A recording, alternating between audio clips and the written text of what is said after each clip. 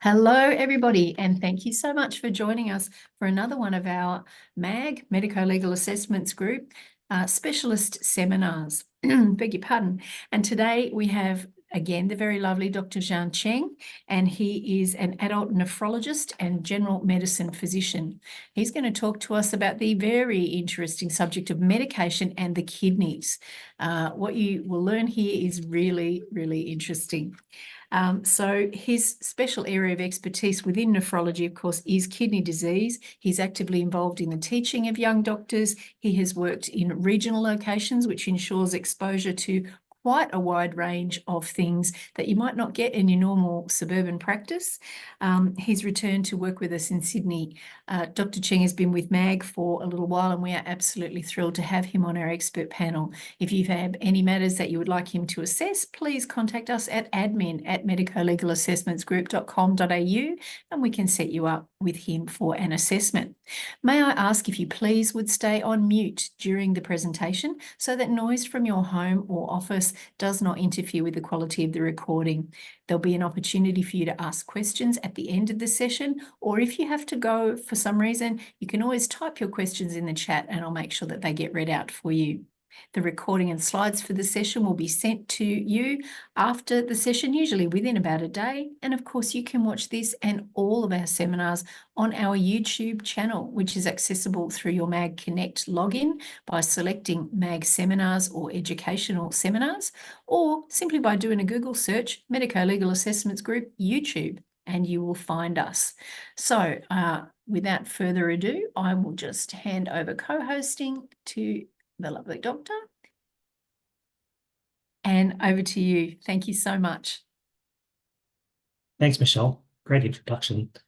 What I'm going to do is I'm just going to share my screen. Michelle, can you let me know if you see the main screen, MAG Connect, Medications and Kidneys? It's all good? Okay, that's really great. Well, thank you for the introduction. Today, my job is to talk about medications and the kidneys. And the reason why I chose this topic is because as medicine becomes more and more advanced, we also have more options up our sleeve, and the cornerstone is medications. Now, with increasing medications and complexity, it brings its own risks as well, especially as the kidney is the main organ which excrete toxins, or in this case, medications. So what I thought I would do today is to talk about how the kidneys actually work, first of all, and then once we understand that, then we can understand when we've got kidney disease, what can go wrong with medications.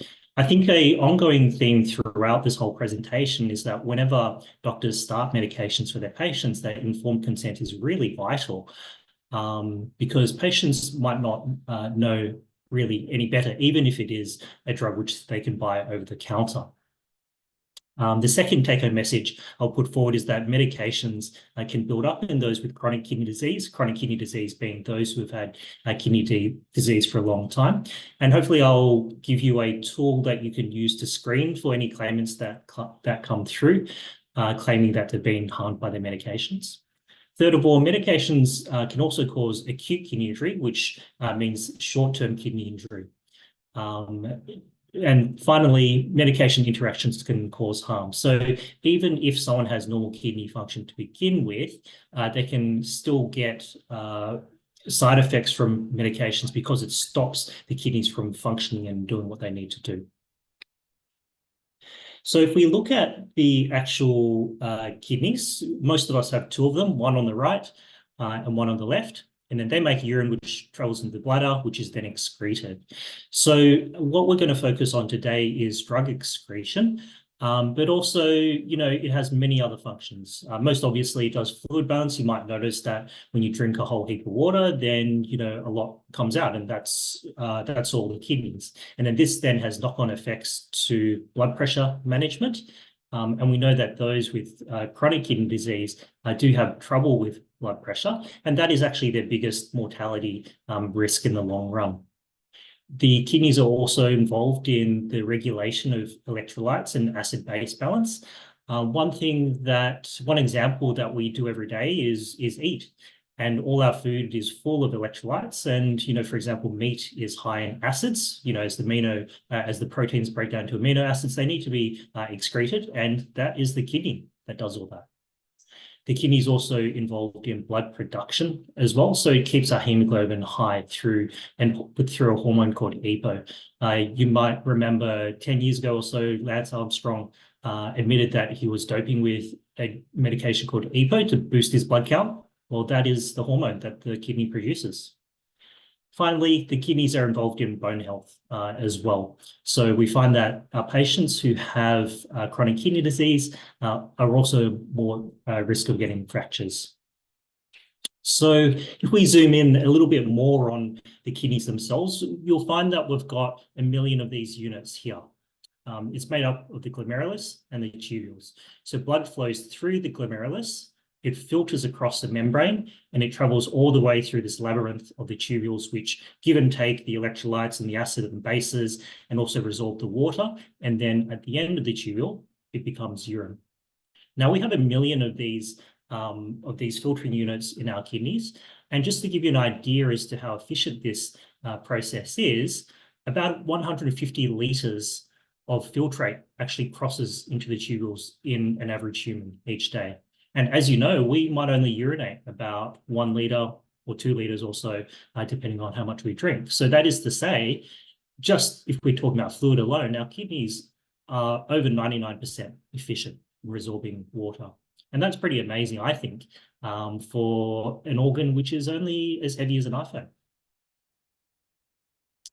So we can see that if something goes wrong with this system, then we are going to get trouble with drugs. So let's take our first case, which is chronic kidney disease, and a patient who had valproate toxicity because the medications weren't adjusted at the right dose for this particular patient. These cases are all hypothetical, though they are, of course, based on real experiences. So this patient's name, we'll call him Joe. He has a background of chronic kidney disease with a baseline kidney function of 20 mils per minute. You can equate this to be about percentage kidney function. So he's got about 20% kidney function. And if you think that dialysis starts around 10%, then he only has very marginal reserve. Now, Joe presents to his GP for the treatment of shingles. As some of us might have experienced shingles before, it's this painful blistering rash, which is the reactivation of chickenpox that we had when we were children. And it's usually provoked by stress. Now, the doctor, unfortunately, the last time this patient had the kidney function done was a couple of years ago, but even then it was 20% at that stage, and was treated with valproate 1 gram TDS, and the patient was told it's safe. Unfortunately, this patient was found on the floor by the son 3 days later and brought to hospital because of confusion and comatose. So if we look at what the kidneys actually do, we talked about how it's really paramount in terms of drug clearance. So of how drugs are cleared, the kidneys are really number one. There are other ways, of course, which our body can remove toxins and drugs, which include through the bile, through the gut and the feces, and also through the lungs. For example, anesthetics might be an example. There are more fine print, for example, tears, sweat, saliva, and breast milk, which is, you would know that as breastfeeding mothers, we need to be careful of what medications that they are prescribed. But by far and away, the kidneys are the key driver here. And this is especially important to adjust their medications when their kidney function is less than 30% or so. And so perhaps what you could do is, if a claimant comes in, you can actually have a look through their blood results, and you'll actually see this number, their eGFR. And so if we don't adjust these medications, then they can build up and cause problems. And in this particular case, what happened was the valproate dose was too high, and so it built up in the body, and so that's what caused their coma. Usually, the valproate is excreted within a few hours, but in chronic kidney disease, it lasts for days and days. About 90% of valproate is actually metabolized and excreted by the kidneys. So if we don't have that reserve, then we are going to get that problem. Now, valproate can be dialyzed out if we need to. This patient, unfortunately, was not a dialysis candidate, and so they they passed away. This is a tool that might also be helpful for you as well. It's a website called drugs.com. It doesn't require any sort of login or anything like that, and I have no conflicts of interest at all. But you'll see that if someone's kidney function is between 10 and 29%, then really the right dose is 1 gram every 24 hours. This patient's kidney function was about 20, so this is where they fit. And this particular patient was on 1 gram 3 times a day, which is actually the full dose rather than the actual dose. So maybe a workflow that you might consider as screening for a claimant is if they come in, you have a look at their kidney function. If their eGFR is less than 30, especially, then have a look to see that they were given the right doses of their medications. If we think about the medico-legal risks in this case, and I'd be happy to hear any discussions or reflections that you might have in your patients who you've seen. First of all, there was the technical issue, of course, of the inadequate dosage adjustment of giving 3 times the dose. There was also the issue of informed consent as well. This patient was told that this medication was safe. From experience, you know, this side effect of being a little bit dizzy or, in worst case scenario, coma, I've seen it multiple times. So I always tell my patients, you know, be careful with this drug. If you do have these side effects, then stop it or get in touch with me or see someone about it. There was also a possible documentation issue as well, you know, with the loss of follow-up with their renal function previously. Now, what we just went through was a hypothetical case, but the data seems to suggest that perhaps we use medications inappropriately in quite a number of patients. So this study looked at how common inappropriate prescribing is in those with chronic kidney disease. And this was a study that came out of Tasmania in 2015. And what they did was they did a home medicines review looking at 31,000 people over the age of 65. So this is where a pharmacist goes to someone's house and looks through the medications. Now, in terms of general comments, interestingly, out of those 31,000 people, only 25% of those people had a documented kidney function listed somewhere in their file, which is a bit of a flag because a lot of these drugs, as we talked about, are renally cleared. If we dive a little bit deeper into particular drugs, so for instance, of these 31,000 patients, 1,500 of these patients were on metformin, which, as you would know, is a diabetic drug. And they found of these 1,500 patients, 326 of them were inappropriately used due to renal function. Either it was too high a dose or it was completely contraindicated. For metformin specifically, we are supposed to reduce the dose when their eGFR falls below 45, and it is contraindicated in those with an eGFR of less than 30. Similar story with the fenofibrate, which is a cholesterol medication. So 200 of those were on it, and of those, about half of them were inappropriately used. Sitagliptin, glibenclamide, they're both diabetic drugs. Again, similar stories, about 25 to 30% of these drugs were inappropriately used. So I guess the question is why this was. And so they did some other further analyses, and they found that those were more likely to be prescribed inappropriately in those who had advanced age or those in aged care facilities, which is a little bit sad in the fact that those who are in facilities are potentially not as cared for as the rest of Australians. So if we were to move to case 2 now, this is a case where someone had acute kidney injury secondary to his medications of the perinapryl, hydrochlorothiazide, furosemide, and ibuprofen. So we'll call this patient John. He's 57 years old. He is on perinapryl for heart failure, hydrochlorothiazide and furosemide as diuretics to remove fluid due to the heart. John was admitted to hospital for lower back pain, and ibuprofen was added, which is an anti-inflammatory. You might know it as Nurofen if you go to Coles. His creatinine, which is our marker for renal function, increased gradually on a daily basis. So creatinine is a waste product from the muscles. So in normal cases, if our kidneys are working well, then the creatinine should be low. So therefore, high creatinine reflects that the kidneys aren't working well. So the creatinine increased day on day from 120 up to 150, up to 200. And it was just watched up until 340. There was no change to any of the medications, unfortunately. When the creatinine finally got to 340, we were consulted to see this patient, and we promptly discontinued these drugs. Now, this patient narrowly avoided dialysis.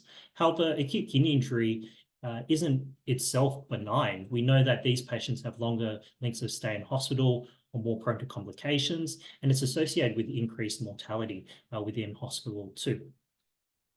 If we think about why these drugs cause acute kidney injury or kidney damage, it's because they shut the kidneys down. So you might remember the glomerulus that I showed you before, which is essentially a bag of blood vessels. So this is your inflow into the glomerulus. The plasma filters out for the tubules to recollect and do what it needs to do, and then the blood flows out this way. Now, what the body tries to do is to regulate how much the kidneys can filter. And so perhaps we should understand how we can increase the filtrate first. So we can increase the filtrate by either increasing the amount of blood that is in the system, or we can open up the inflow, as in it's essentially like opening the tap, or on the outflow, what we can do is we can squeeze it or constrict it. If we squeeze this side, then you get a backflow of blood and pressure inside the glomerulus, as in it increases the pressure inside there. It might be analogous to when you kink off the hose, then the water backs off and then it kind of pops off at the tap. So if you take that as how we can increase the pressure and the filtration of the kidney, then the opposite is true as well. So we can shut down the kidney by decreasing the inflow. And so this is what the furosemide and hydrochlorothiazide do as diuretics. So there's less blood volume in the system. We can shut down the kidney by opening up the outflow. And so this patient was on prunepril. And finally, the straw that broke the camel's back was the ibuprofen. And what the ibuprofen does is it squeezes this inflow. So you've got less inflow globally, you've got less inflow because this is squeezed in the inflow, and you've got a dilated outflow, which means there's less back pressure inside the kidneys, which means that the kidneys essentially shut down. And this is well known. It's called the triple whammy. So considering the medico-legal implications of this case, and again, I'm sure this might resonate with some of the cases that you've seen, is that the clinician, while it was recognized that the kidney function was going off, there was no action taken on the blood tests, unfortunately. The second issue is informed consent. And, this patient, for example, was on these medications for a long term. And the only new medication was the ibuprofen. And so perhaps this patient thought, listen, I can get this drug over at Woolies. I know what it is. I've used it before. It shouldn't be a problem. When actually, just because it's over the counter does not mean that medications are safe. Again, if we look at the data, we can see that there's a lot of room for doctors to do better. So this was a study which was published in 2020, and it was looking at how often nephrotoxins are continued in those with acute kidney injury. So these people's kidney function has already gone off, and it was looking at are the drugs which should have been stopped when this happened, were they actually stopped? And those include the nephrotoxins, include the ibuprofen and prunepril, which is both the medications that this patient was on. Now, this study looked at 3 centers in the USA. It looked at Yale, New Haven, looked at St. Raphael's, and also looked at University of Chicago. And these centers are big academic centers. They're about the size of Royal North Shore, or even some, and Yale and New Haven is double the size. So these are big centers.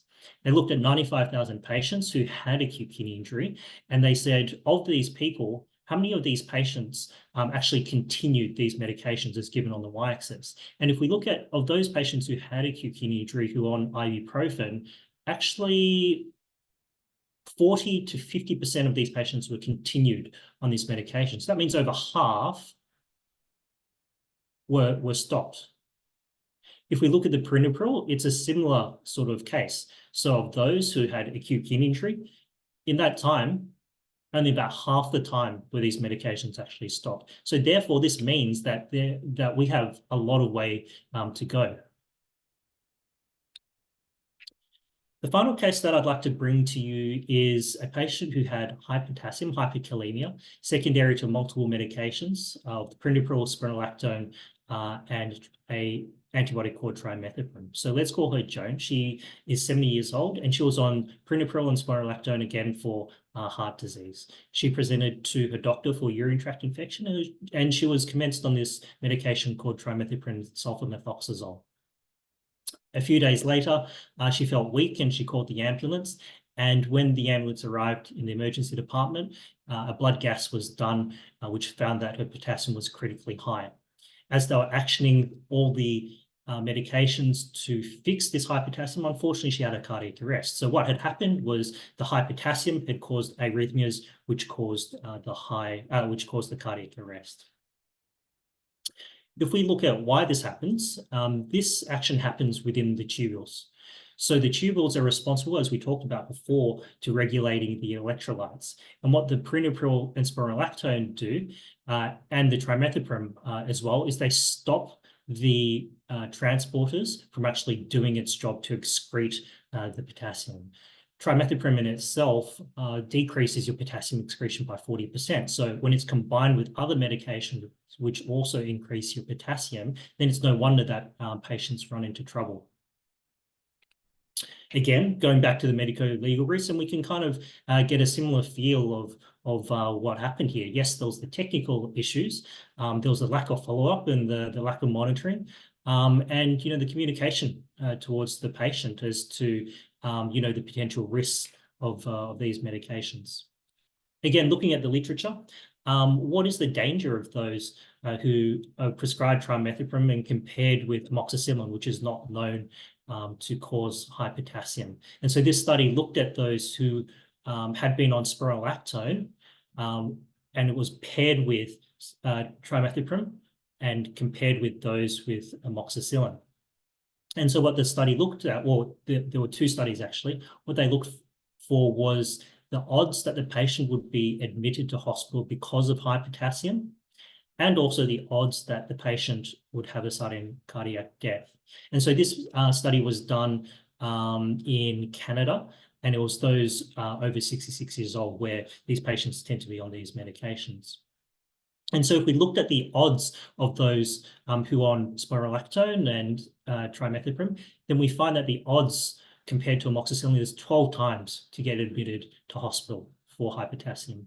And we find that they have sudden cardiac death around 2.5 times more than those on amoxicillin. Now, of course, this is all hypothesis that the patients get sudden cardiac death from the high potassium.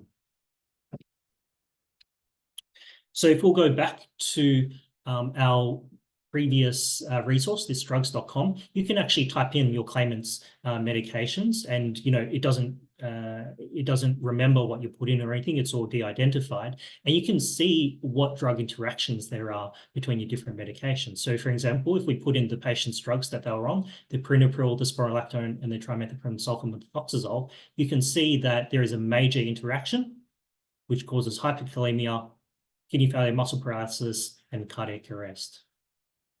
So again, I think the take-home message is that informed consent is really vital for these patients. We've got a whole dearth of medications now with advancing medicine, and we need to be careful, and we need to discuss with our patients carefully. Medications can build up in those with chronic kidney disease, and especially in those with an eGFR of less than 30 or 30%. And we can use this drugs.com to have a look at was the medications adjusted correctly. Medications in combination can also cause acute kidney injury. We saw an example of this of 3 medications which cause the kidneys to shut down. And finally, even if the patient has relatively normal kidney function, the way that these medications can interact together and can cause harm. And that was our last case where we saw 3 medications which caused hyperpotassium, and they combined together to unfortunately to an inferior outcome. So with that, I thank you for your attention and invite any sort of discussion or questions that you might have. Thank you so much. Jan, we've got a question here. How important is the lack of obtaining informed consent in affecting the outcome in medical negligence claims? Well, reading through some of the literature, it's part of standard of care.